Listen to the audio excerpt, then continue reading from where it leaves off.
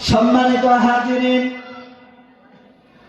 আল্লাহ পাক রব্বুল আলামিন গোটা পৃথিবীর বিশ্বাসীগণদেরকে ডেকে, ঈমানদারদেরকে ডেকে আল্লাহ পাক রব্বুল আলামিন বলছেন, ইয়া আইয়ুহাল্লাযীনা আমানু ইসতাজিবু লিল্লাহি ওয়া লির-রাসূলি ইযা দাআকুম। আল্লাহ পাক রব্বুল আলামিন যদি এখানে বলতেন ইয়া আইয়ুহাল মুসলিমুন, তাহলে এখানে মুসলমানদেরকে উদ্দেশ্য করে বলা হতো।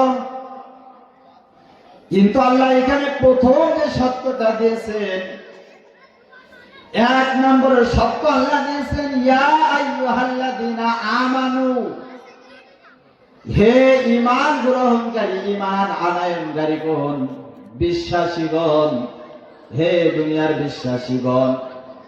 আল্লাহ পাক রব্বুল আলামিন ঈমানদারদেরকে দেখে এই কথা বোঝাতে চেয়েছেন, আমানুস্তাজিবু লিল্লাহি ওয়া লির-রাসূলি, তোমরা আল্লাহর ডাকে সর্বপ্রথম সাড়া দাও। কার ডাকে সাড়া দিতে বলেছেন?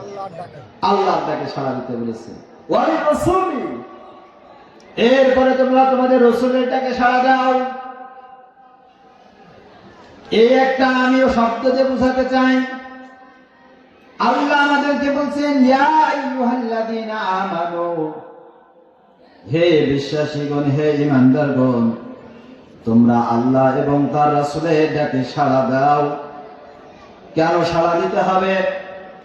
আল্লাহ এবং আল্লাহর রাসূল যে পথ আমাদের দেখিয়ে দিয়েছেন, বলেন তো দেখি সেই পথ সত্যের পথ না মিথ্যার পথ?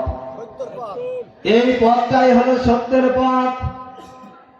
কারণ আল্লাহ পাক রব্বুল আলামিন বলেন ফারিকুম ফিল জান্নাতি ওয়া ফারিকুম ফিস সাঈর, একটা রাস্তা হলো জান্নাতের আর একটা রাস্তা হলো জাহান্নামের রাস্তা।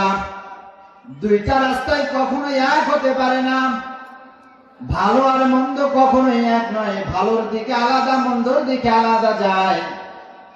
আল্লাহ পাক রব্বুল আলামিন বলেন লা ইস্তাউই আসহাবুন নারি আসহাবুল জান্নাহ, আসহাবুল জান্নাতি হুমুল ফাইজুন, জান্নাতের অধিবাসীরা আর জাহান্নামের অধিবাসীরা কখনোই এক হতে পারে না।